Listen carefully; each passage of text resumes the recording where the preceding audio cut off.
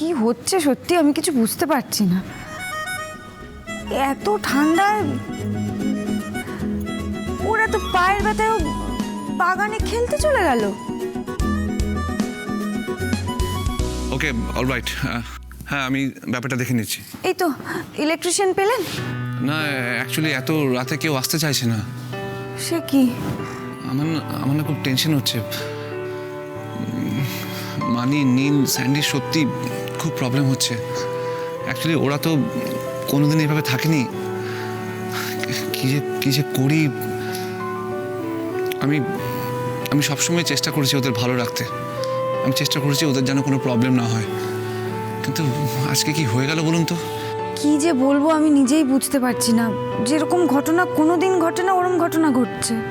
এই অন্ধকার, মশা, এরকম ওদের অভ্যেস নেই। সেটা তো আমি বুঝতে পারছি। আমি তো বললামও ওনাদের নিচে আসতে, ওনারা তো শুনলেন না। আসলে এখনো ওনারা ঠিক আমাদের মেনে নিতে পারেননি বোধহয়। সেটাই স্বাভাবিক, মানে সবাই তো সব কিছুর সাথে যার যেমন সময় লাগে আর কি। আপনি চিন্তা করবেন না মিস্টার চ্যাটার্জি, আমার দিক থেকে আমি ওনাদের দেখাশোনা করার কোনো ত্রুটি রাখবো না। আমি ঠিক সময় রাতের খাবার জল ওপরে পৌঁছে দিয়ে আসবো। Thank you so much. এই থ্যাংক ইউটা তো নিতে পারলাম না। কেন? না, কাকু তো বলেন যে আমরা একটা পরিবার, তা একটা পরিবারে অসুবিধের সময় একে অন্যের পাশে থাকবে, সেটাই তো স্বাভাবিক। এর জন্য থ্যাংক ইউ তো নেওয়া যাবে না। আর আমার মনে হয় আর কটা দিন যেতে দিন, দেখবেন ওরাও সবাই মানে মানি, স্যান্ডি, নীল ওরাও আমাদের সাথে মিলেমিশে যাবে। কারণ বেশি দিন রাগ, অভিমান এসব নিয়ে থাকা যায় নাকি? আমার বাবা বলতো জানেন, মানুষের মধ্যে যেমন রাগ আছে, অভিমান আছে, ঘৃণা আছে, তেমনি মায়া, মমতা, ভালোবাসাও আছে। পরিস্থিতি বিশেষে শুধু বেশি আর কম। তাই আমরা যদি শুধুই ভালোবাসা দিয়ে ওদের আপন করে নিতে থাকি, তাহলে ওরাও আর বেশি দিন রাগ পুষে রাখতে পারবে না। একদিন না একদিন ঠিক আমাদের ভালোবেসে আপন করে নেবে, এই পরিবারের একজন হয়ে উঠবে। আর তাছাড়া মানুষ ভালোবাসা পেলে বদলায় না, এমন হয় না।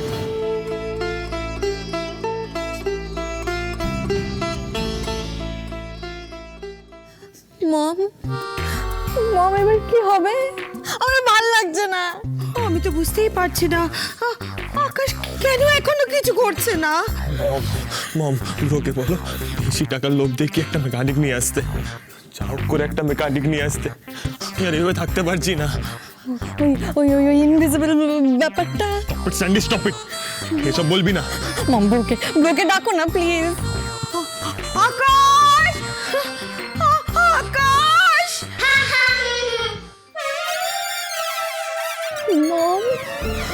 মম, একটা বাচ্চার হাসির শব্দ। মম,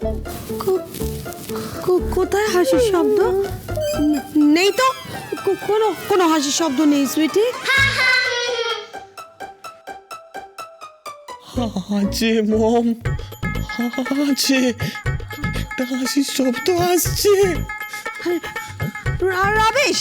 রমেশ, ডোন্ট প্যানিক লিসন। এটা আমাদের মনের ভুল। Don't panic. না মম, ওই ইনভিজিবল ওরা আসতে শুরু করেছে। না,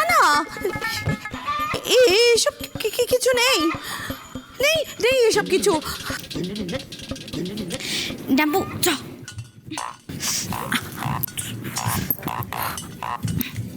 আস্তে আস্তে। ডান, গুড। এবার তোরা ঘরে যা। এবার আমার পারফরমেন্সের টাইম এসে গেছে। কিন্তু ঝিলি, তুই একা পারবি? শিওর তো তুই? Of course, acting is my passion. এমন পারফরমেন্স দেখাবো না যে ওদের শুধু ফ্লাইট ধরা বাকি থাকবে। ঝিলিমিলি ক্যাম্পু চ চ চ আমরা যাই।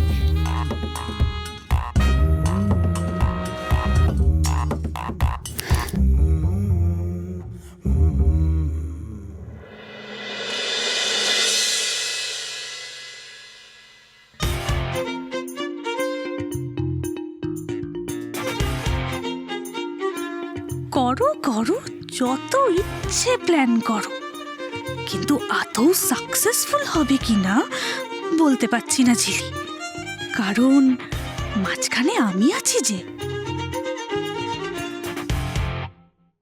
আমি যাদের পছন্দ করি তাদের সব সময় সোনা, ডায়মন্ডস কিছু না কিছু দিয়েই থাকে। এটাই আমার কাছে একটা বড় সুযোগ, ওই মহিলাকে ইমপ্রেস করে আরো বেশি কিছু আদায় করে নেওয়ার, আর আমি সেটা করব। তোমাদের এই সমস্ত প্ল্যানিং আমি ওনার কাছে ফাঁস করে দেব, সব ওনার কানে তুলে দেব, তারপর তারপর আবার একটা নতুন গিফট।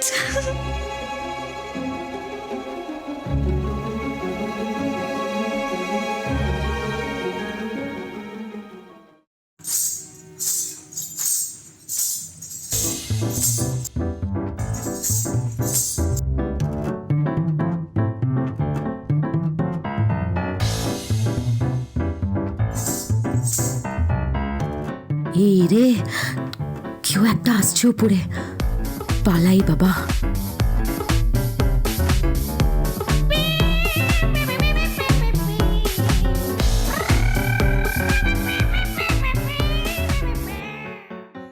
শুনলে মম, এখানে কিছু একটা আছে। Yes, yes, some kind of spirit. মম, এখান থেকে চলো না। আরে কি করে যাবি, বাইরে সবাই আছে তো। No sweetie, don't get panic, ওসব স্পিরিট বলে কিছু হয় না। ও নো, ওই তো ওখানে কি একটা চলে গেল। মম, আমি দেখেছি ওখান থেকে কিছু একটা গেল। নো,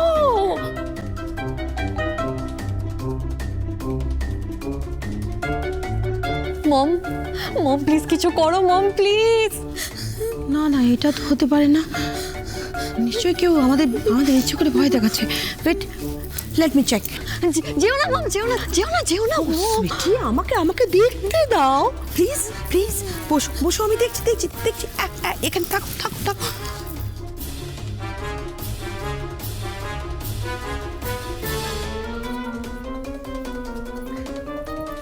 এই ধরেছি।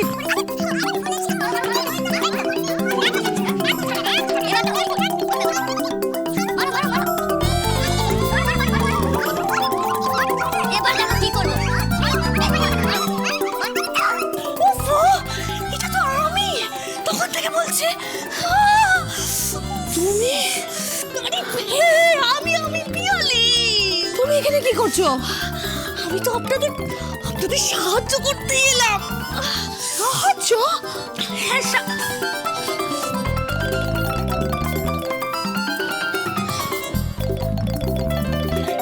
বলছি, সব বলছি।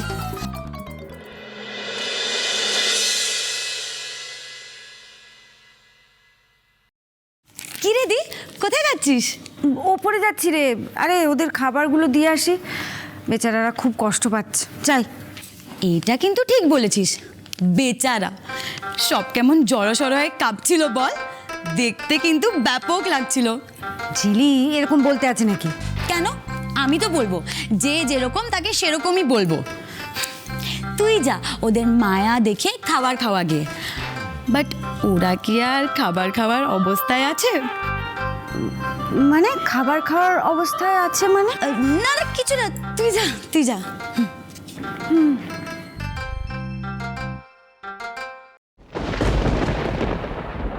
এ কি, এ তো একতলার কারেন্টটাও চলে গেল।